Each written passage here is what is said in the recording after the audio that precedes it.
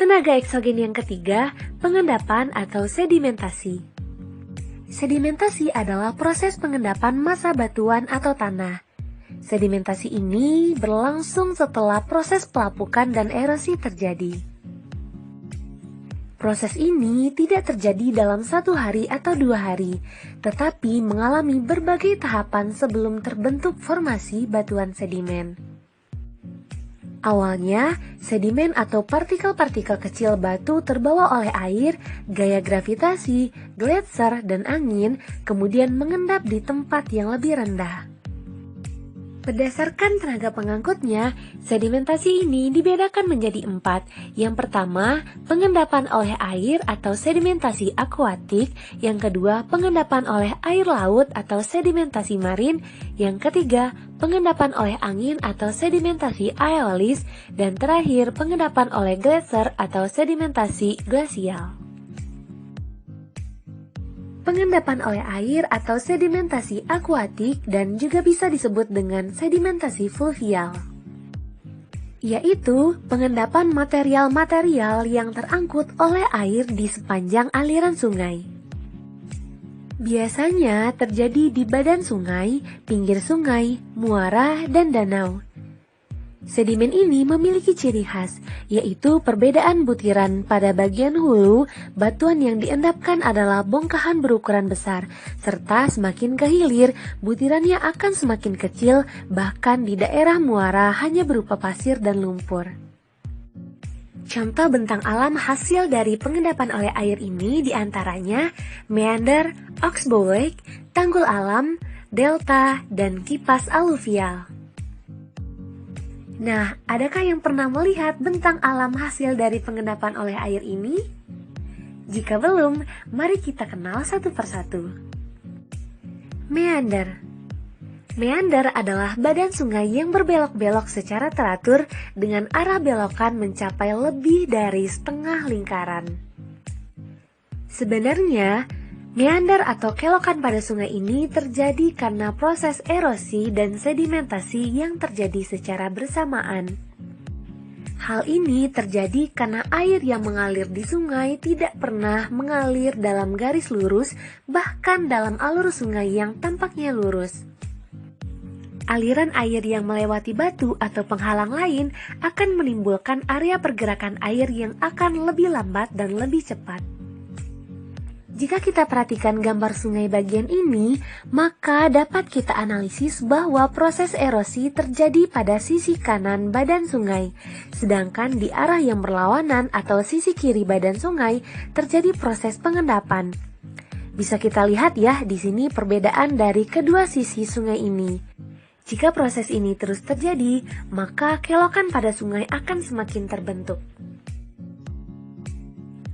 Oxbow Lake atau Danau Tapal Kuda adalah endapan yang terbentuk jika meander atau kelokan pada sungai terputus.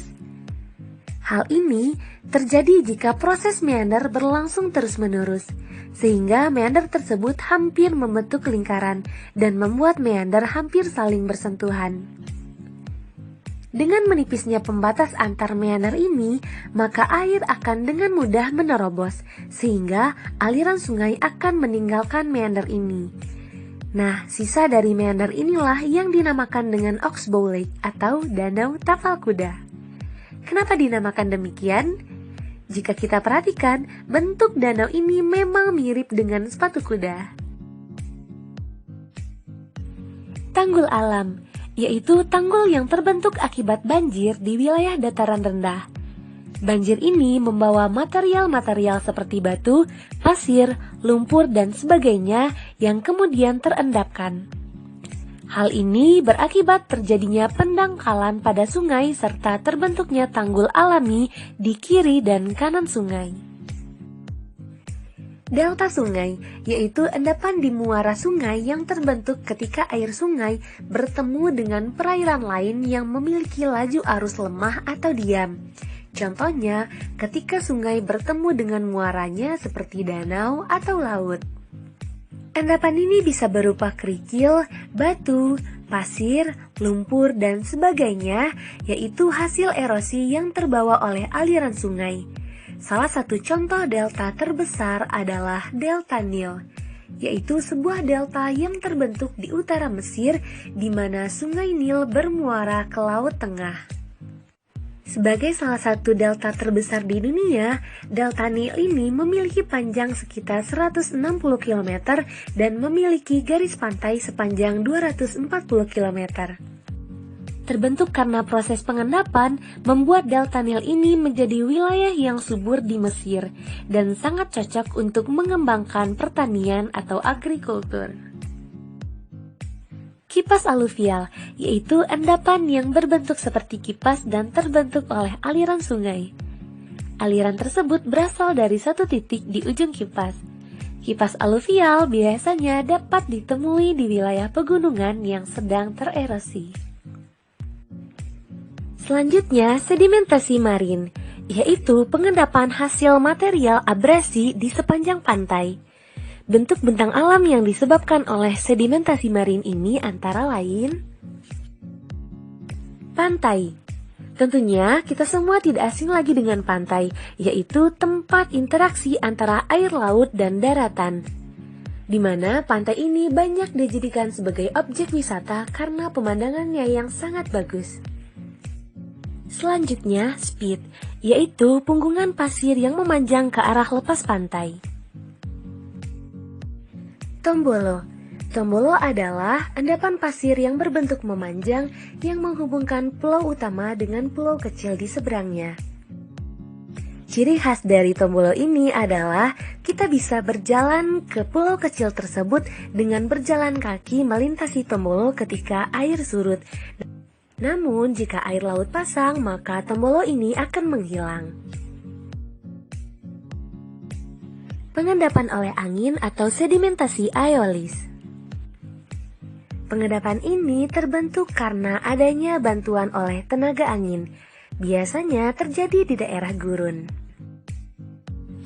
Bentang alam yang dibentuk akibat sedimentasi aeolis ini adalah gumuk pasir atau gundukan pasir yang terdapat di wilayah gurun atau pantai. Di Indonesia sendiri, terdapat gumuk pasir dalam ukuran besar, contohnya gumuk pasir yang terdapat di Pantai Parangtritis, Yogyakarta, dan gumuk pasir yang terdapat di Pamengpeuk, Jawa Barat.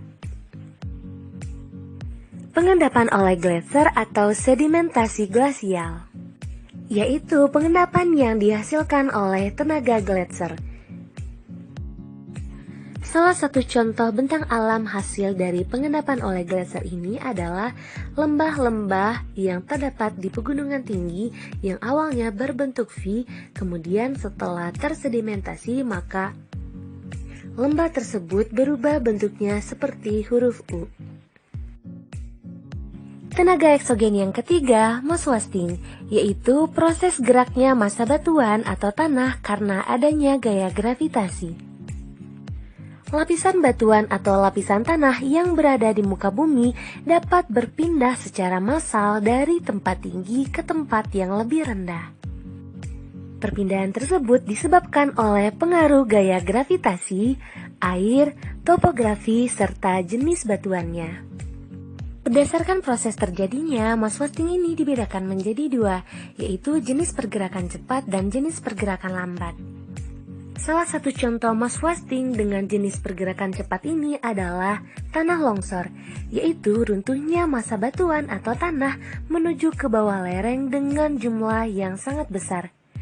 Contohnya, tanah longsor yang terjadi pada 9 Januari 2021 kemarin yang terjadi di Kecamatan Cimanggung, Kabupaten Sumedang. Adapun contoh mass wasting dengan jenis pergerakan lambat adalah terjadinya amblesan. Amblesan adalah perpindahan massa batuan secara vertikal atau jatuh dari atas dan tidak merambat seperti halnya tanah longsor. Salah satu contoh peristiwa amblesan ini adalah terjadinya amblesan di Jalan Raya Gubeng, Surabaya, Jawa Timur yang terjadi 2 tahun yang lalu. Sekian pembahasannya mengenai tenaga eksogen. Mohon maaf atas segala kekurangannya. Terima kasih dan wassalamualaikum.